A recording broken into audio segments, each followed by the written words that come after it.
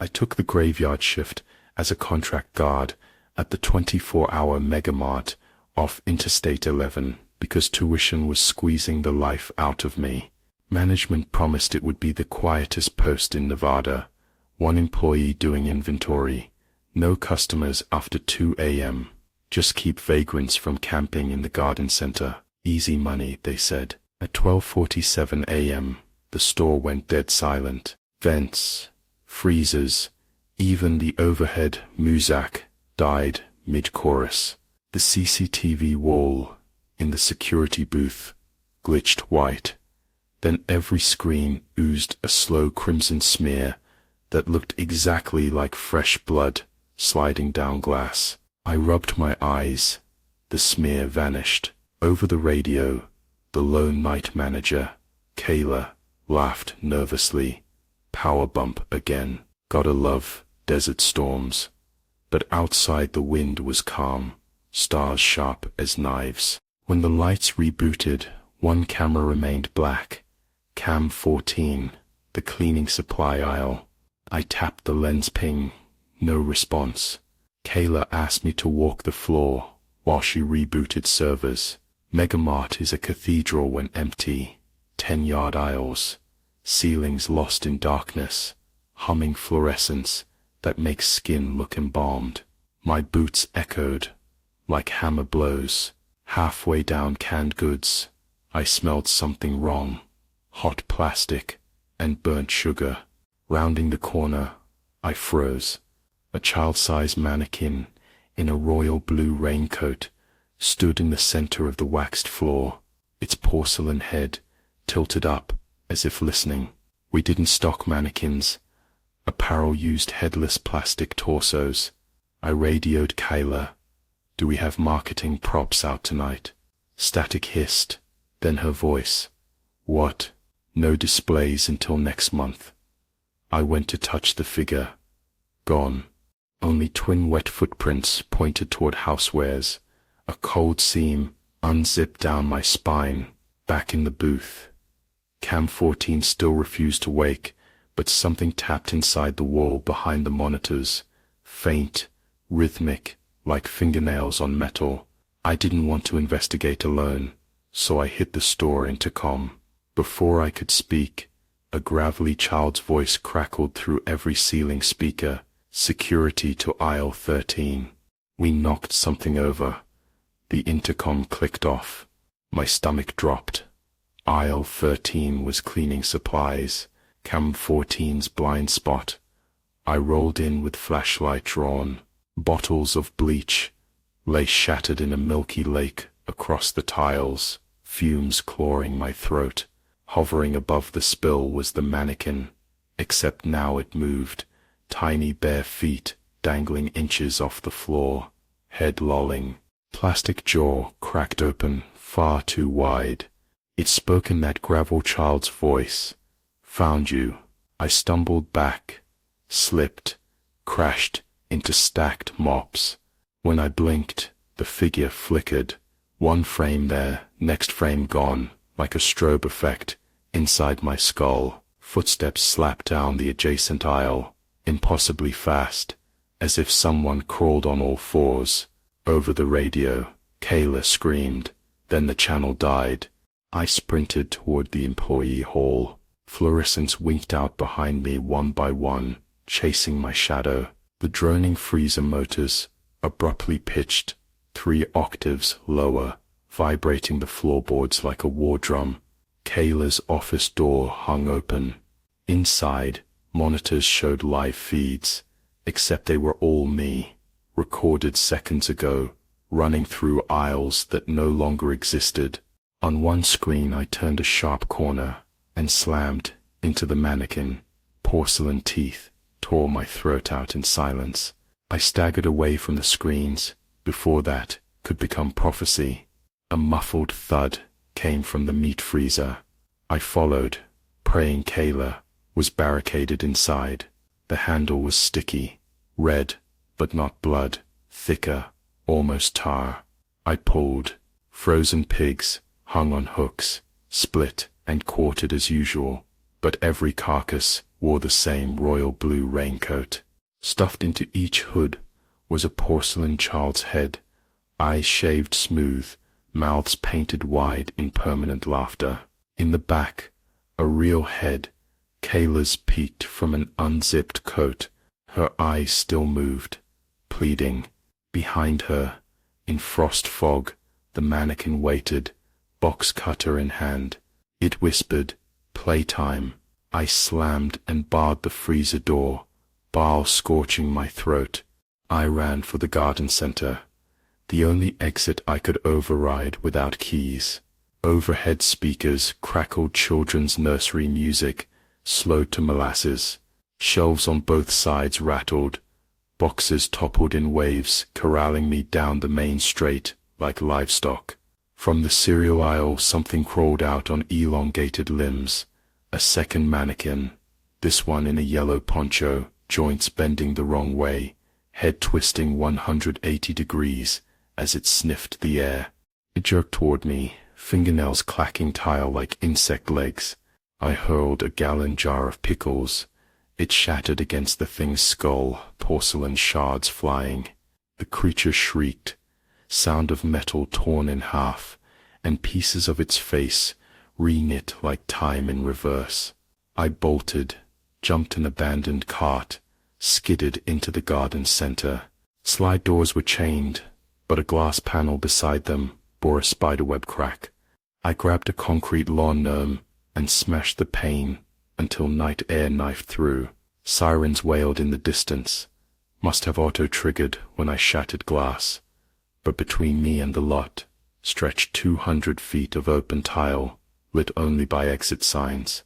I crawled through broken panes, shredded my jacket, and ran. Halfway across, sensors reactivated. Every overhead light flashed. The mannequin in blue popped into existence 10 yards ahead, dangling from ceiling tracks like a demented marionette.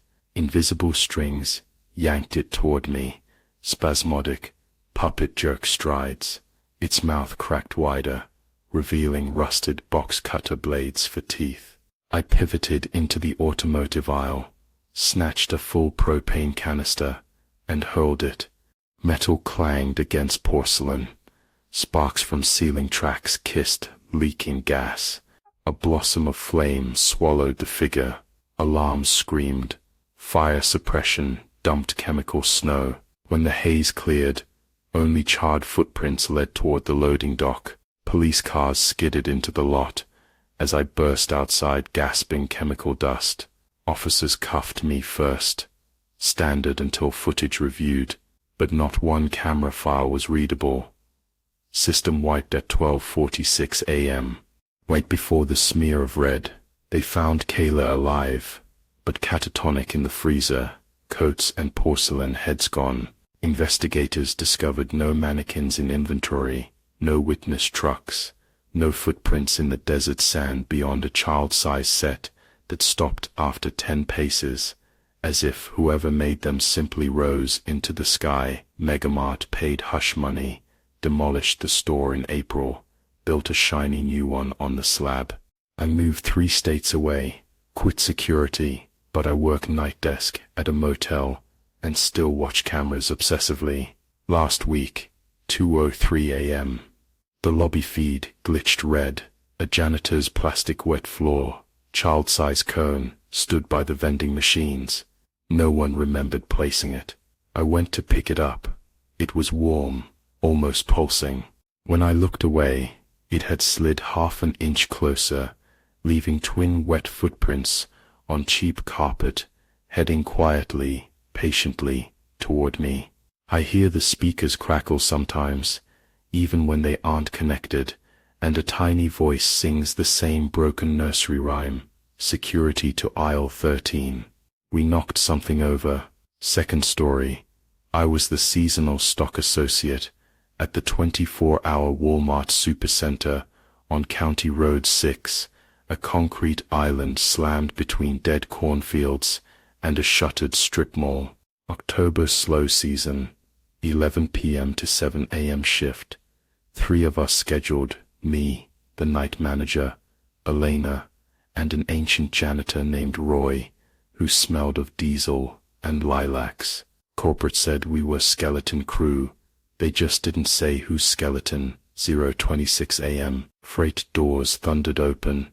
A semi back to the dock, but the usual driver, Chet, wasn't in the cab. Instead, an emaciated man in a blue employee vest, name tag scraped clean, lowered the lift, slid a single pallet wrapped in black shrink film, then vanished into the night without signing. I slit the wrap, 10 sealed banker boxes, each hand-labeled returns, do not scan. The smell wafting out was bleach, mixed with rot.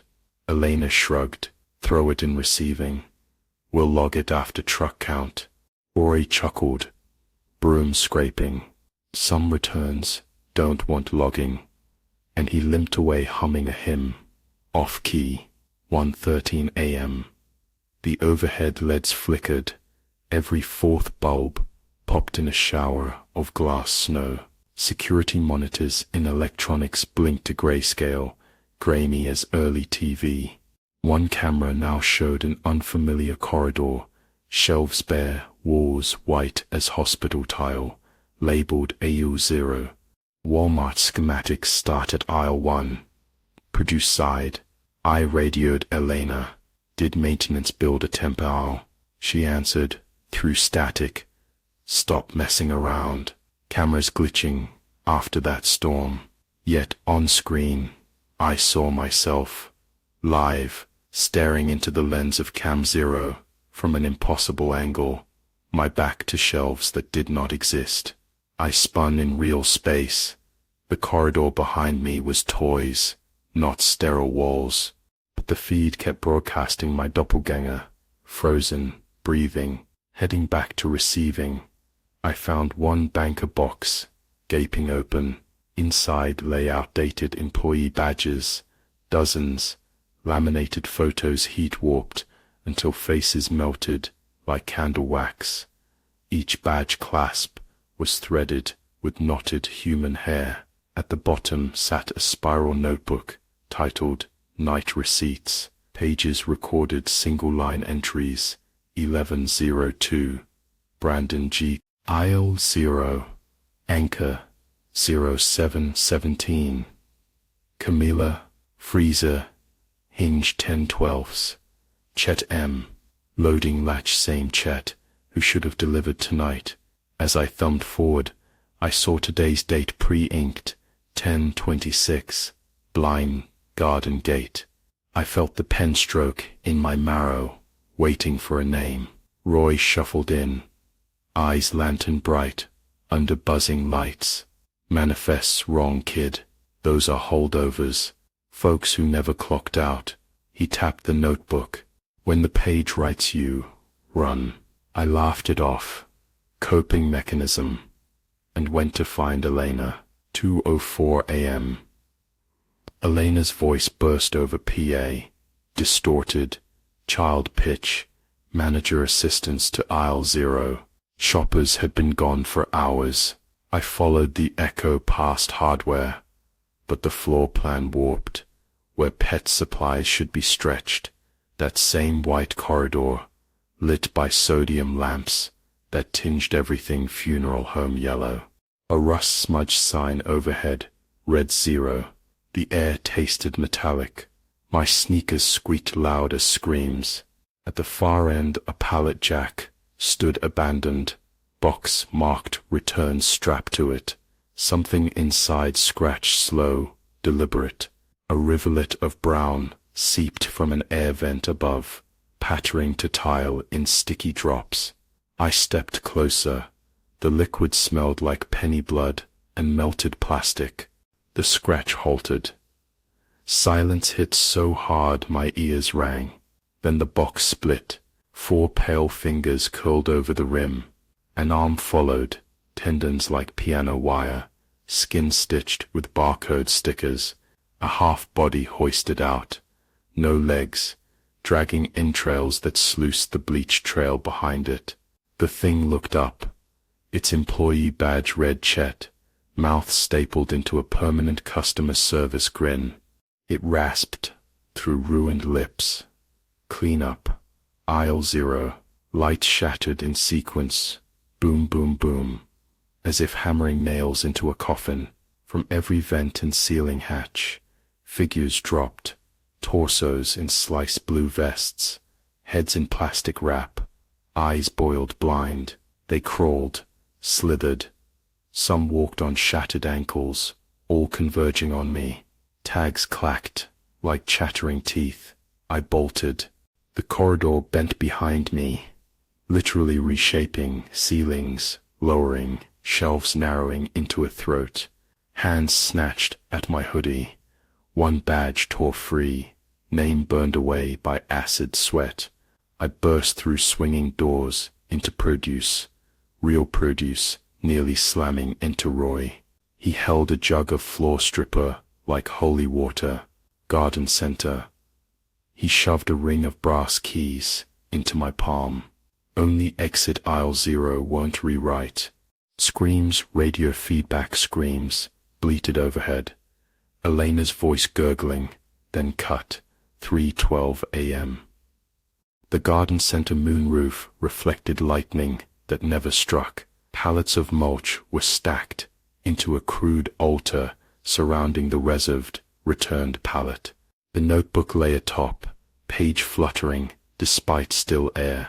My name was half-inked, letters sprouting tendrils that grew toward the margins. Beside it, Elena hung suspended from a ceiling hook, arms threaded through extension cords like marionette strings. Her chest rose. She wasn't dead yet. Eyes rolled white, mouth sewn shut with zip ties. At her feet, the mannequin from Seasonal Aisle, one of those torso forms used to display life vests, wore a blue vest and my torn badge. Its head slowly rotated 360 degrees, plastic grinding. Roy whispered behind me, voice rattled. You sign, they keep you in inventory. You refuse. Maybe you walk. He doused the pallet and altar with stripper. Fire exit is behind the hose reels. Gore. I struck a matchbook from cigarettes. I'd sworn I'd quit. Through the flame, chemical green fire roared up, swallowing mulch, notebook, mannequin. Elena's cord snapped. She crumpled to concrete, wheezing. From the inferno, the legless Chet thing rose, flesh blistering but unburned, badge melting into skin.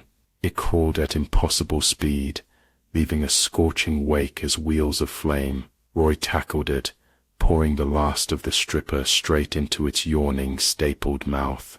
He looked back once, smile sad as funeral roses. Clock out, kid. Then he kicked the rolling door release. Metal slammed, his screams blended with fire, his as the center became a furnace. I dragged Elena. She could stand barely through the hose reel door, across loading dock, into night rain so cold it steamed off our clothes.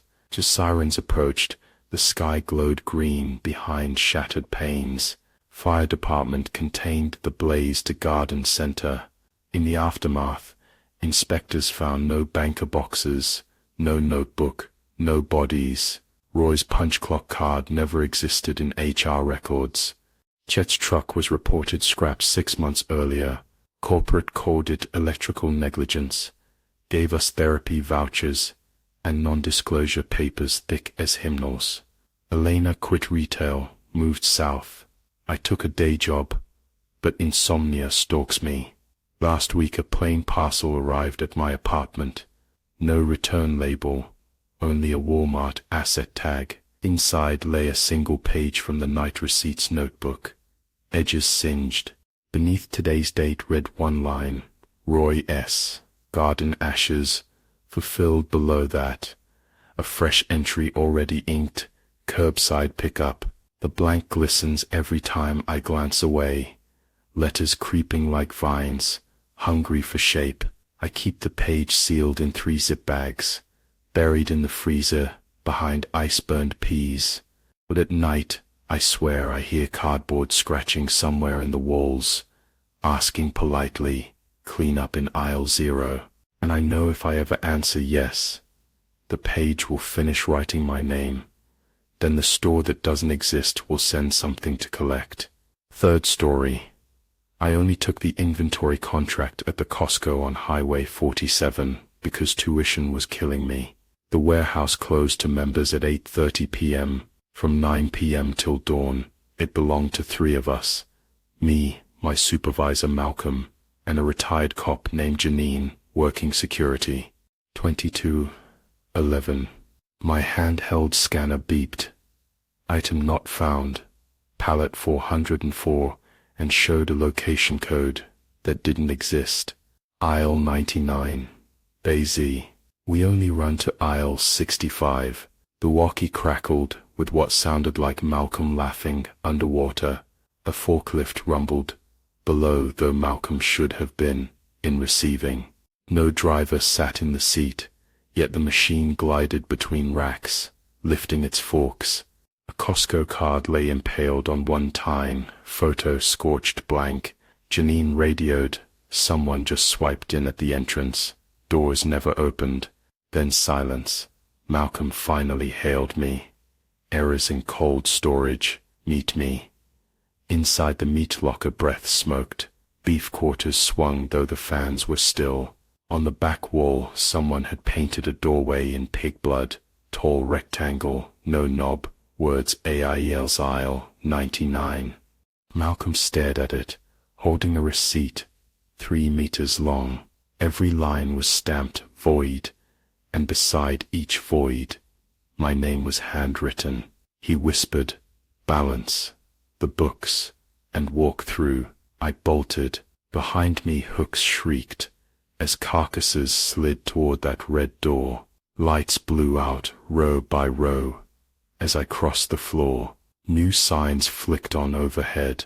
96, 97, 98, forcing me toward a corridor that should not exist.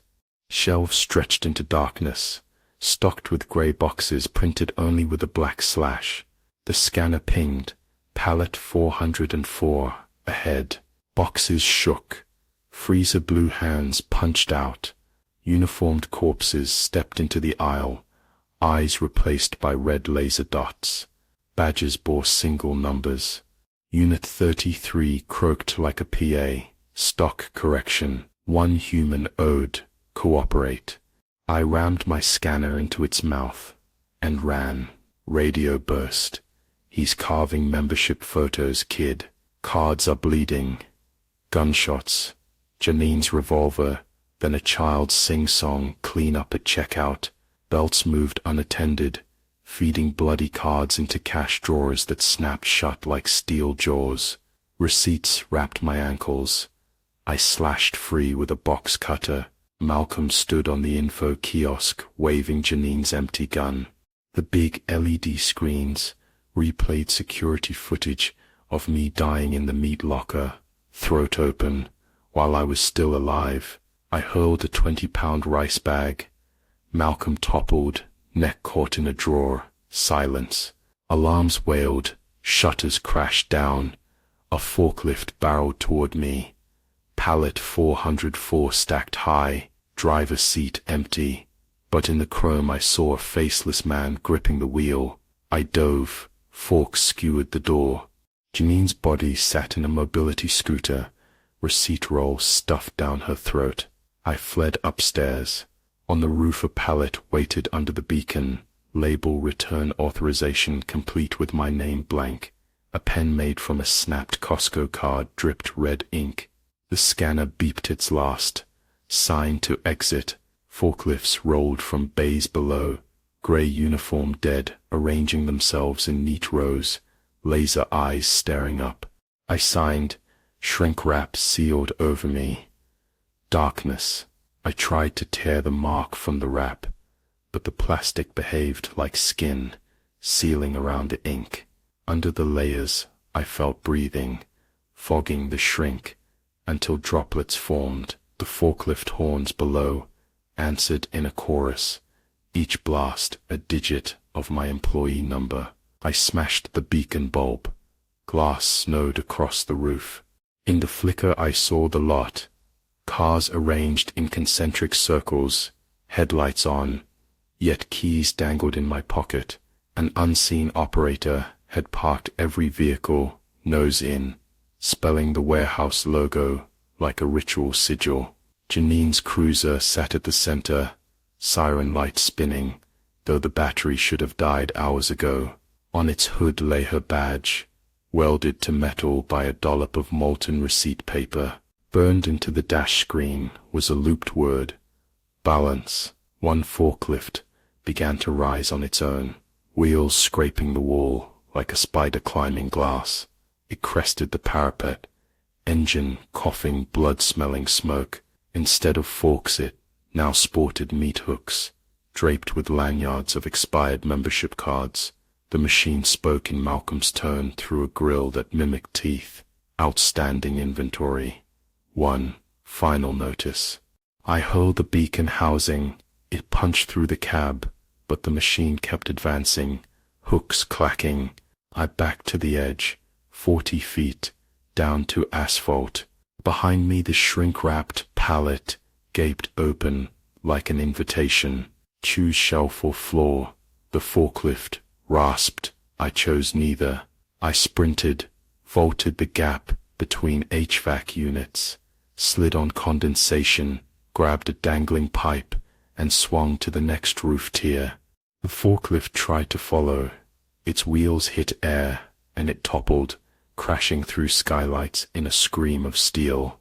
I followed the ruin, landing amid shattered pallets of televisions. Sparks leaped from crushed screens, forming after images of aisle numbers on my retinas. Somewhere the faceless driver screamed in feedback loops, trapped under twisted metal. I staggered past bakery. Ovens had fired themselves, raw dough shaped into human silhouettes, baking until blisters popped. Each loaf bore membership photos baked into crust, eyes boiling, water misted from sprinklers, droplets hissed, and melted patches of floor, revealing conveyor belts hidden below concrete, feeding into black tunnels labeled returns. A figure crawled out, old stock clerk Roy, thought retired months ago. He shoved a ledger into my hands, pages listing dates back to the grand opening. Every employee eventually stamped void. My name was the last blank line. Roy wheezed. Nobody leaves the ledger blank for long. Sign, or the store signs for you. His tongue unrolled, a receipt trailing back into the tunnel, pulling him in like a leash. He vanished, paper snapping tight, with nowhere else to run. I reached the main doors. Shutters parted just wide enough for a self-checkout kiosk to roll forward. Its screen glowed. Scan yourself. Barcode beams painted red grids over my chest. I thrust the ledger under them instead. Alarms bleated. UN recognized item. The kiosk shook. Sparks fountained. Glass spider-webbed, and the doors behind it slid up in confusion. I bolted into dawn fog, barefoot, receipt tape flapping behind me. Sirens approached, real ones this time. Detectives found no blood, no bodies, no forklifts out of place. Malcolm had vanished. Payroll said he quit a week prior. Janine was found unconscious in her cruiser. History of stroke, no memory of that night. They blamed a gas leak, and my hallucinations, I know better. Every morning a new Costco coupon email arrives, offering e-exclusive after-hours membership. The unsubscribed link redirects to a blank page titled Aisle 99. Each email adds one more digit to a countdown. When it reaches 0, I think the ledger will balance itself, with or without my signature. Until then, I sleep with earplugs, because forklifts have a way of arriving long before the doors open, and their horns sound exactly like someone laughing into a barcode scanner.